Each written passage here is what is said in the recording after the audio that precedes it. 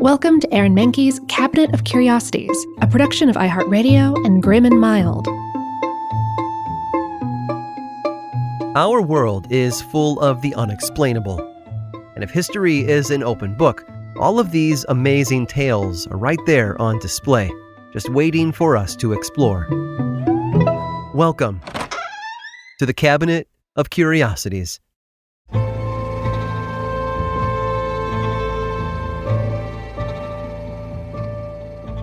There is perhaps no greater stain on American history than that of the slave trade. For over 200 years, millions of African men, women, and children were kidnapped from their homes and enslaved, forced to work on plantations picking crops like cotton and tobacco for white owners who did not see them as people. To those in power, especially in the southern states, enslaved people were simply property. It was a dark and tumultuous time, a time when the country was still new and finding its place in the larger world. Yet despite slavery's wide acceptance, an abolitionist movement brewed among those who opposed its barbaric treatment of our fellow human beings. People like Frederick Douglass, Sojourner Truth, and Harriet Tubman spoke out against the horrors of slavery, as did many allies such as author Harriet Beecher Stowe and John Quincy Adams. Yet there was one abolitionist who did much to further the cause, but despite his theatrical approach to ending slavery, few people have heard of him today. So let's change that. His name was Benjamin Lay, and he was a white man born in Copford, England in 1682. His parents were Quakers, and they instilled a strong moral compass in him from a young age.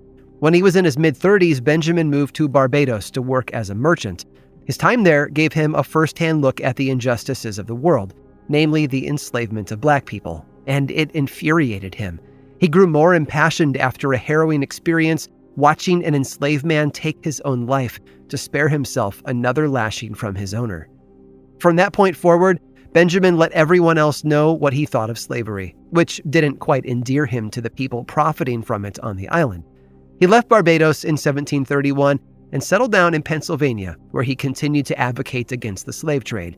It wasn't something yet codified in Quaker philosophy. Quakers themselves had been prominent slave traders early on, although abolition had become an increasingly popular cause among them informally.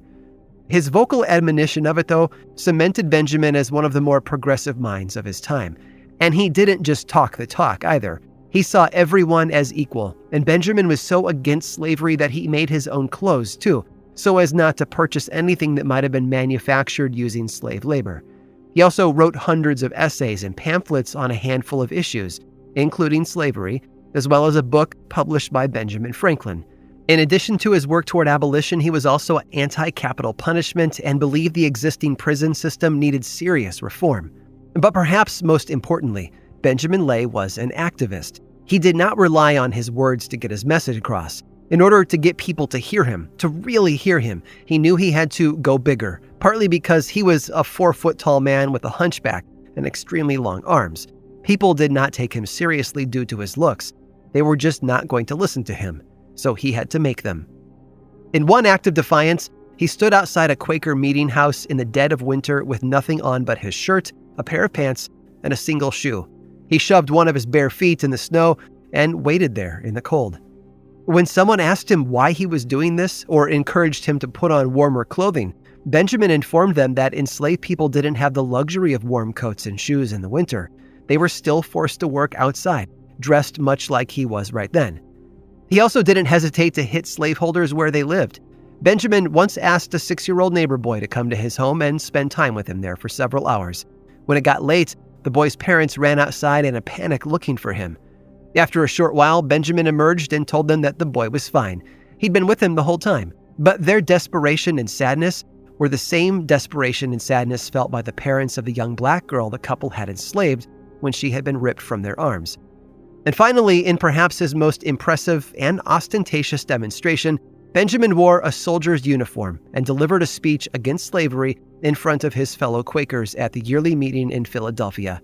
He held in his hand a Bible and read out loud, "Thus shall God shed the blood of those persons who enslave their fellow creatures." When his speech was over, Benjamin withdrew his sword and drove it through the front cover of the Bible, which bled and sprayed red liquid all over himself and his audience. It wasn't real blood, though. He had hollowed out the middle of the book and placed a bladder full of pokeberry juice inside. The stunt shocked all in attendance, and Benjamin was forced to leave the meeting. Rather than walk away, though, he lay down outside the door of the venue so that when people left, they had to step over him and see his bloody corpse in all its glory. It may have been appalling and offensive at the time, but it worked. Thanks to Benjamin's advocacy, Philadelphia Quakers expelled all slaveholders from their ranks. Benjamin Lay was, by 18th century standards, a strange and garish person. He wasn't afraid to go against the grain or to make people feel uncomfortable. He even convinced Ben Franklin to free his enslaved people in the event of his death. Benjamin Lay was a hero and an ally, but above all else, despite his small stature, he was someone that you could look up to, and a role model for people everywhere for all time. Curious? Yes, but also incredibly noble.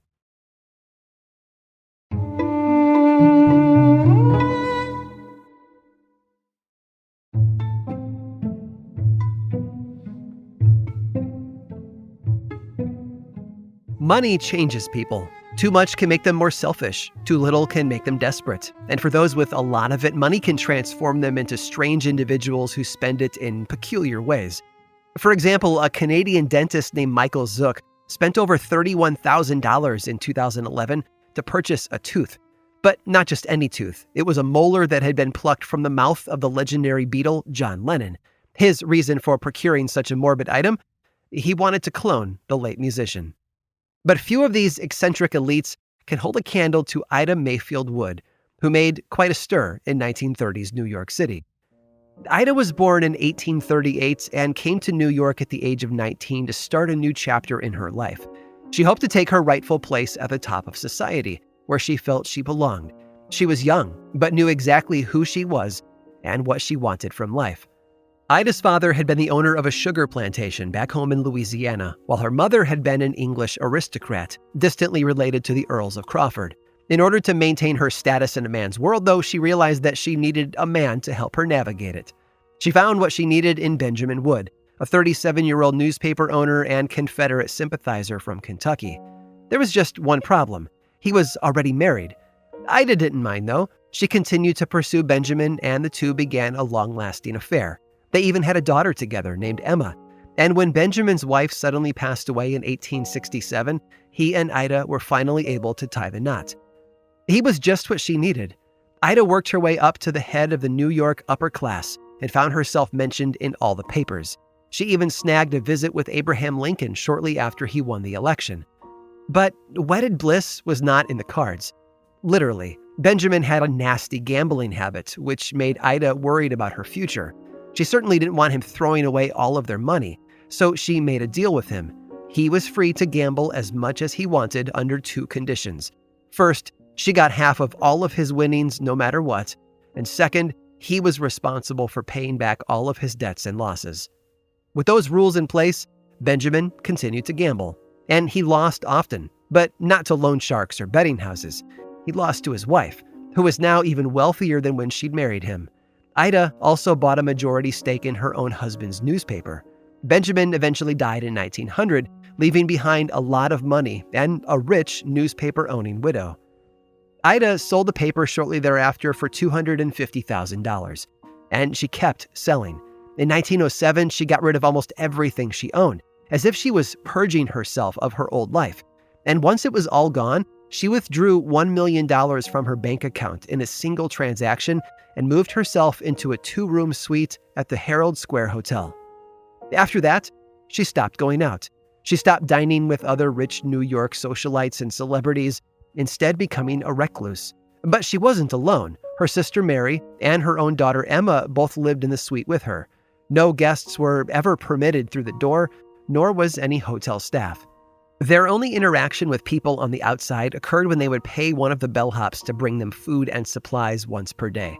Things like bacon and eggs, coffee, cigars, and petroleum jelly for Ida to slather all over her face. She claimed that it helped keep her skin moist and young-looking. As far as the hotel staff knew, the women had just enough money to stay there but were otherwise broke. Sadly, Ida outlived Emma, with her daughter passing in 1928 at 71 years old. The two sisters remained in the room for the next few years, until Mary suddenly took a turn for the worse in 1931. Ida, afraid for her sister, left the hotel room for the first time in 14 years and called out for help. A doctor came, but it was too late.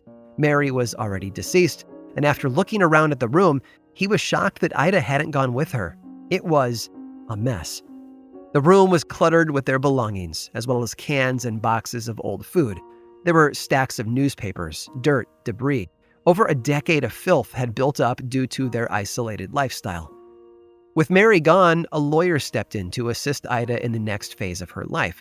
Clearly, she could no longer remain inside her room. But as he helped her, he discovered the truth about her situation. She was rich, very rich. She still owned about $175,000 in railroad stocks, with countless dividend checks gone uncashed. There was almost $1 million in cash and expensive jewelry hidden everywhere in the place. Once news got out about Ida and her money, relatives from all over, people who had never seen her or spoken to her in her entire life, came out of the woodwork to stake their claim. It was the Great Depression, after all. Her late husband's cousins, nephews, and even his son showed up with their hands out, as did people claiming to be related to her mother and father from Louisiana. Except Ida hadn't really come from Louisiana. Her father hadn't owned a plantation, and as far as anyone knew, her mother wasn't related to the Earls of Crawford. Ida had been born in Oldham, England, to poor parents who had emigrated to the United States when she was a young girl. She didn't want to be poor any longer. She believed that she deserved better, so she invented a new identity, one that helped her capture the attention of Benjamin Wood. And the rest, as they say, was history. Sadly, the adventure was over for her. The 94-year-old Ida was declared incompetent and removed from her room, no doubt in a desperate bid by the 1,100 others to get their hands on her money. But by the time she died of bronchial pneumonia in 1932, only a handful of people were able to legally claim her riches for themselves. Ida Wood's lasting legacy wasn't one of generosity or love, nor was it monetary. It was a legacy she had built for herself, using her own wits and fortitude. Or, as the kids might say today, she faked it till she made it. I hope you've enjoyed today's guided tour of the Cabinet of Curiosities. Subscribe for free on Apple Podcasts or learn more about the show by visiting curiositiespodcast.com. This show was created by me, Aaron Mahnke, in partnership with How Stuff Works. I make another award-winning show called Lore, which is a podcast, book series, and television show, and you can learn all about it over at theworldoflore.com. And until next time, stay curious.